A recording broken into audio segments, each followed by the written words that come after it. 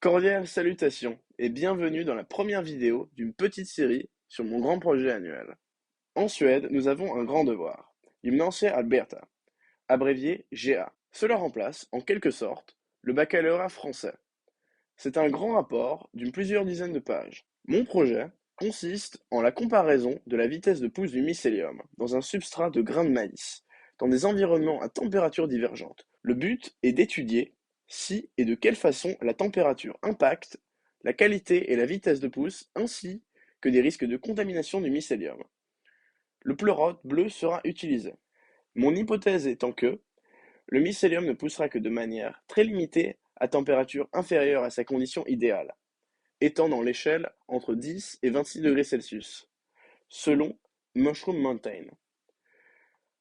À température supérieure, je m'attends à ce que le mycélium soit contaminé et que le mycélium meure. Le champignon qui sera utilisé pendant mon expérience n'est autre que le pleurote bleu, un champignon aux nombreuses vertus thérapeutiques, notamment des propriétés hématologiques, antivirales, antitumorales, antibiotiques, antibactériennes, des activités hypocholestéroliques, ainsi que l'immunomodulation.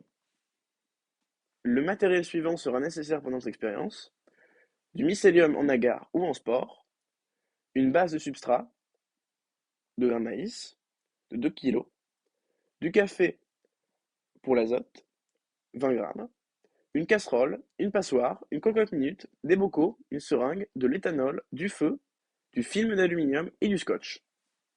L'expérience sera divisée en plusieurs parties. La première est la pasteurisation du substrat.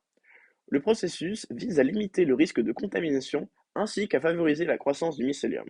Suivi de l'inoculation, cette partie est extrêmement délicate, puisque le mycélium est très sensible aux contaminations. La dernière est la surveillance de la pousse du mycélium dans leurs environnements respectifs, ainsi que la surveillance des variables. Attention! Pour étudier la pousse du mycélium, il est nécessaire de travailler dans l'environnement le plus stérile possible. C'est pourquoi la table de travail sera stérilisée à l'éthanol et qu'à la suite de la pasteurisation, des gants seront portés pour minimiser le risque de contamination. Nous allons suivre la procédure suivante. Les grains seront trempés avec 20 g de café à température de 50 degrés pendant circa 45 minutes. Il ne faut pas que les grains bouent. La température haute favorise l'hydratation du grain, mais bouillir le grain entraînerait la pourriture de celui-ci. Faire égoutter les grains pendant 10 minutes. Préparer les bocaux en les nettoyant. Veiller à ce qu'aucune humidité ne soit à l'intérieur. Faire 2 trous à l'intérieur. Un pour l'airflow, l'autre pour la seringue. Les trous seront bouchés à l'aide de parafilm ou de scotch.